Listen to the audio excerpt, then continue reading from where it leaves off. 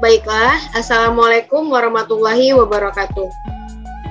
Di sini saya akan mempresentasikan mengenai eksperimen polarisasi cahaya dengan dosen pengampu yaitu Ibu Fani Rahmatina Rahim, SPD, MPD. Bersama rekan saya yaitu yang pertama Fadilah Ramadini dengan NIM 190333091. Selanjutnya Mairesma 190336065, Tommy Al Irsyad 190336065, Nur Anissa dengan saya sendiri yaitu 1903321. Untuk materi pertama, saya akan menjelaskan materi yaitu pendahuluan. Sebelum kita masuk pada pendahuluan, saya akan menjelaskan terlebih dahulu tujuan dari eksperimen ini. Yang pertama yaitu menyelidiki pengaruh perubahan sudut terhadap intensitas cahaya.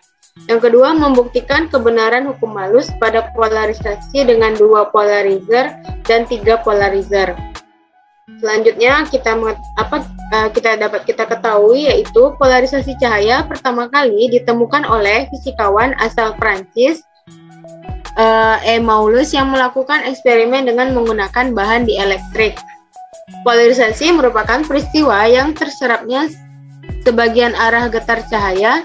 Polarisasi cahaya hanya bisa dialami gelombang transversal. Polarisasi cahaya dapat terjadi akibat adanya pemantulan, pembiasan, absorpsi, selektif, dan hamburan. Polarisasi cahaya ini dapat terbagi dua, yaitu 2 polarizer dan 3 polarizer.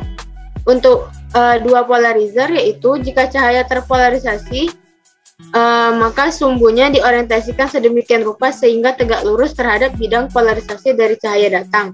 Tidak ada cahaya yang akan ditransmisikan melalui polarizer kedua. Dapat dilihat gambar yang pertama yaitu transmisi cahaya yang melewati 2 polarizer dengan rumus I2 sama dengan I1 cos kuadrat P.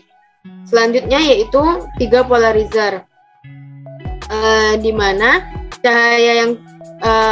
cahaya dari polarizer ini dapat kita lihat dia memiliki sumbu polarisasi yang diputar dengan sudut P dari polarizer pertama. Dapat dilihat gambar ketiga yaitu medan listrik transmisi yang melalui 3 polarizer. Untuk rumusnya yaitu I3 sama dengan I1 per 4 sin kuadrat 2P. Materi selanjutnya akan disampaikan kepada Ires. Baik. Baiklah, terima kasih kepada Anissa. Saya akan melanjutkan selanjutnya yaitu mengenai metode eksperimen. Saya Mairesma dengan NIM 190331005. Nah, di sini metode yang kita lakukan yang pertama yaitu kita setting alat dan bahan yang dibutuhkan. Lalu selanjutnya posisi polarisator disejajarkan dan berdekatan pada track agar jumlah cahaya yang masuk maksimum. Lalu selanjutnya kita mengganti polarizer, analyzer dengan retarder. Langkah selanjutnya kita hidupkan laser dan memutar disk aperture sehingga bukaan diafragma berada di depan sensor cahaya. Lalu putar polarizer yang biasa hingga mencapai titik maksimum. Selanjutnya delete last run dan ulangi sekali lagi. Lalu kita ganti retarder dengan polarizer analyzer. Langkah selanjutnya kita putar polarizer analyzer hingga mencapai titik maksimum. Lalu kita delete last run dan ulangi sekali lagi langkah yang tadi. Lalu delete last run. Lalu kita putar polarizer analyzer hingga mencapai titik maksimum sebanyak 1 putaran. Nah, setelah itu langkah selanjutnya untuk 3 polarizer kita balikkan 2 polarizer sehingga polarizer analyzer paling dekat dengan laser. Nah, lalu kita simpan data, langkahnya selesai. Nah, itulah metode eksperimen untuk polarisasi cahaya. Selanjutnya mengenai pembahasan akan dijelaskan oleh Fadila. Kepada Fadila, silakan. Baiklah, saya Fadila Rahmadini akan menjelaskan pembahasan dari eksperimen yang telah dilakukan. Nah, eksperimen yang dilakukan itu ada dua. Yang pertama, polarisasi cahaya dengan 2 polarizer dan polarisasi cahaya dengan 3 polarizer. Hal yang pertama yang kami lakukan yaitu mengamati dan mencatat nilai intensitas 1 atau I1 dari grafik kapsul capstone yang kami dapatkan setelah berhasil melakukan settingan awal, yaitu didapatkan I1 sebesar 22,8%. Nah, pertama kami mendapatkan intensitas relatif ukur atau I2U setelah melakukan eksperimen dan mendapatkan data sesuai pada tabel.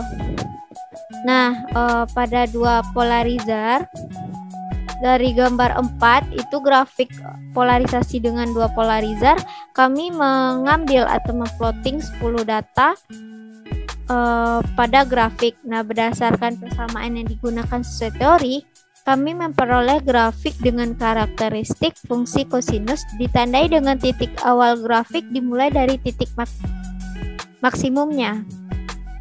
Nah, pada grafik gambar 4 ini kami mengambil data 1-5 itu dari siklus menurun, sedangkan data 6-10 dari siklus meningkat.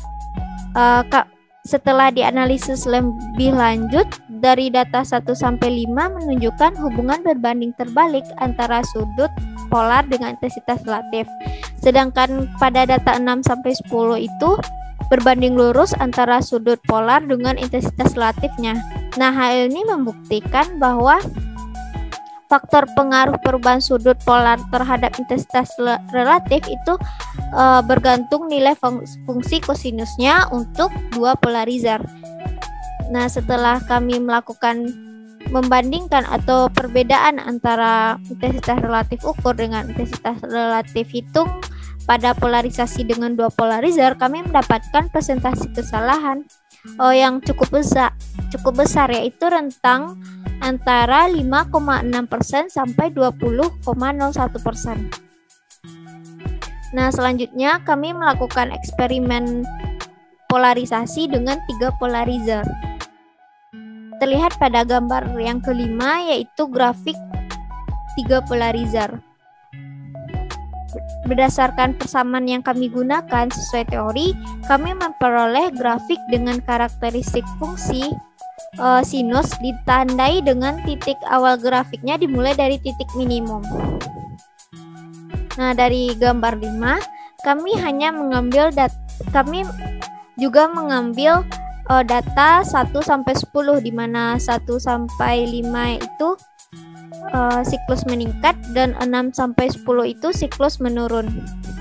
Setelah kami analisis lebih lanjut, hubungan pada data 1-5 itu berbanding lurus antara sudut polar dengan intensitas relatifnya, sedangkan data 6-10 itu kebalikan, yaitu berbanding terbalik antara sudut polar dengan intensitas relatifnya.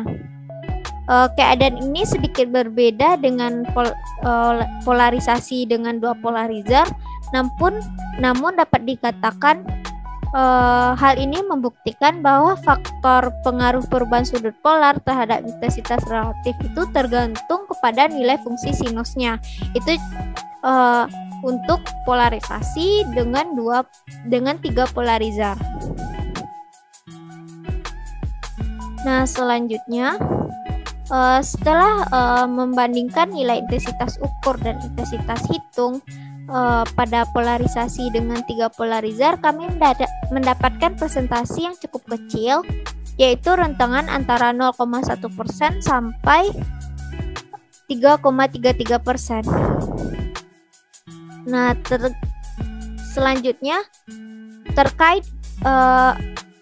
terkait dengan pembuktian hukum malus pada polarisasi dengan 2 polarizer dan 3 polarizer, kita perhatikan pada gambar 6, terlihat intensitas relatif yaitu pada puncak gelombang yang dihasilkan pada polarisasi 2 polarizer lebih besar daripada polarisasi dengan 3 polarizer.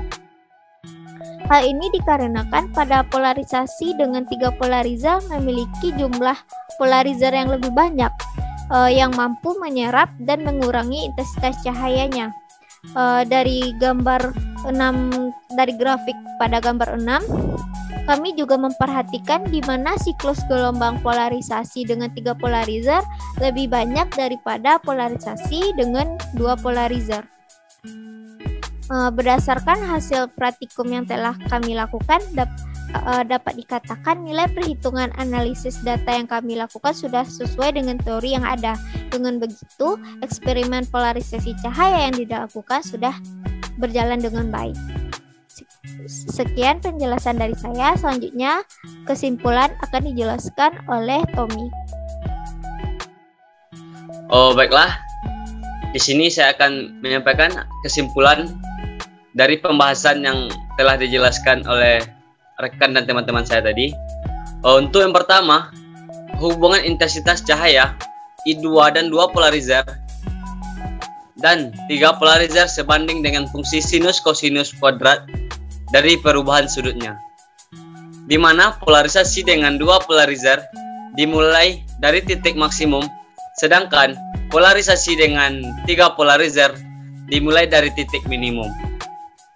Yang seperti yang sudah dijelaskan di bagian pembahasan tadi oleh Sidila.